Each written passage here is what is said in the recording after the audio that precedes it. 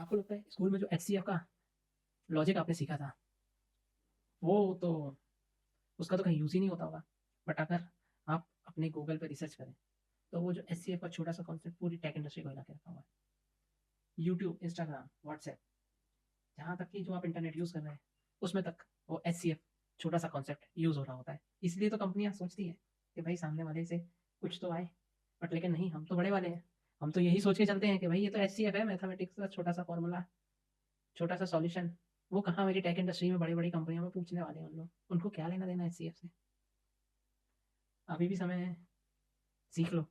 तो चलिए देखते हैं। तो ये रहा हमारा प्रोग्राम। हमें 2 नंबर दिए होंगे जिसका हमें एचसीएफ निकालना है। एचसीएफ होता क्या है? एचसीएफ होता है हाईएस्ट कॉमन फैक्टर। अब उसके लिए पहले ये फैक्टर क्या चीज़ होती है? फैक्टर एक ऐसा नंबर होता है, जैसे कि आप मान के चलिए हमको 36 गिवन है। तो ऐसे कौन-कौन से नंबर जो कि 36 को कंप्लीटली डिवाइड कर सकते हैं? और अगर आप उसको कंप्लीटली डिवाइड करते जाएँ, तो लास्ट में हमारे पास 1 आएगा। तो जैसे कि सबसे पहले हमारे पास आता है 2, हमने 36 को 2 से डिवाइड किया, तो हाँ, इट इज़ डिविजिबल, तो 2 हो गया। देन आफ्टर हमारे पास अभी भी 18 जो कि 2 से डिविजिबल है, तो 2 आ गया। देन आफ्टर 9 जो कि 3 से डिविजिबल है। तो ऐसे हम जब तक करते जाएँगे, तो ये हमारे सारे फैक्टर निकल आएँगे। Then after we need to find out the maximum from both the numbers, right? तो जैसा कि आप देख पा रहे हैं, दोनों के बीच में कॉमन क्या है? 2, 2 एंड 3। अगर आप इसका मल्टीप्लाई करेंगे तो क्या आ जाएगा? 12, राइट? तो जभी भी आप कोई भी प्रॉब्लम सॉल्व करना स्टार्ट करें, पहले आप उसको एग्ज़ाम्पल के ज़रिए समझने की कोशिश करिए कि आखिर वो क्वेश्चन कहना क्या चाह रहा है। तो जैसे कि हमको समझ में आ गया कि हमको पहले दोनों नंबर के फैक्टर निकालने हैं, then we need to find out the common factors and that will be our HCF, right? तो अगर हमारे पास 2 नंबर हैं, अगर हमको मैक्सिमम हाईएस्ट कॉमन फैक्टर निकालना है, दैट मीन्स जो हमारा छोटा नंबर होगा, that is fully divisible by that highest factor, right? तो हमको क्वेश्चन से ये समझ में आ रहा है कि हमको एक लूप चलाना होगा जिसकी वैल्यू 2 से स्टार्ट होके अप टू हमारे स्मॉलेस्ट नंबर तक जाएगी, राइट? एंड हम ये चेक करते जाएँगे जो भी नंबर हमारे दोनों नंबर को फुल्ली डिवाइड कर देगा, that will be our maximum common factor. तो चलिए चलते हैं इंटेलिजे में।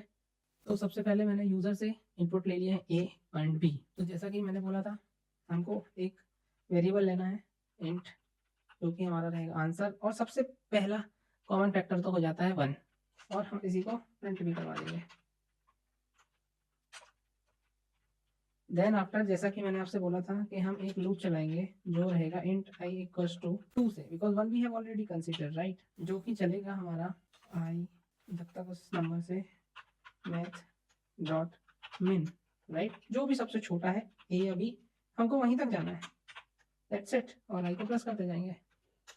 अब जैसा कि मैंने आपसे बोला, नॉर्मल कंडीशन लगानी है कि अगर हमारा आई दोनों नंबरों को फुल्ली डिवाइड कर पा रहा है, that means we are good to go. So let's consider if a modulus by i double equals to 0 and b modulus by i double equals to 0. In that case, yes, that will be our max, that will be our highest common factor, right? So हम i को बार बार update करते, i को अपने answer में assign करते जाएंगे और last में हम आंसर को प्रिंट कर देंगे। बस ये था सिंपल सा क्वेश्चन जो कि सारी टेक इंडस्ट्री को हिला के रखा हुआ है। तो चलिए इसको रन करके देखते हैं। तो हमारे इनपुट थे 36, 60, तो हमने दिया 36, 60। उप्स, 30 क्यों आ गया ये? क्या इसका आंसर 30 था? Oh sorry sorry, my bad. यहाँ पे सही आएगा, कभी कभी ऑटो करेक्ट भी जान ले लेता है। 36, 60, और ये देखिए दैट्स इट। इतना छोटा सा सॉल्यूशन, और हमने कुछ भी अपने मन से नहीं लगाया, all we have picked from the question itself, right? अब अगर आप इस क्वेश्चन में जाएंगे तो यहाँ पे आपको मल्टीपल अप्रोचेस देखने को मिल जाएंगी, करेक्ट? तो ऐसा नहीं कि आपने एक अप्रोच फॉलो कर ली that means you are good to go, right?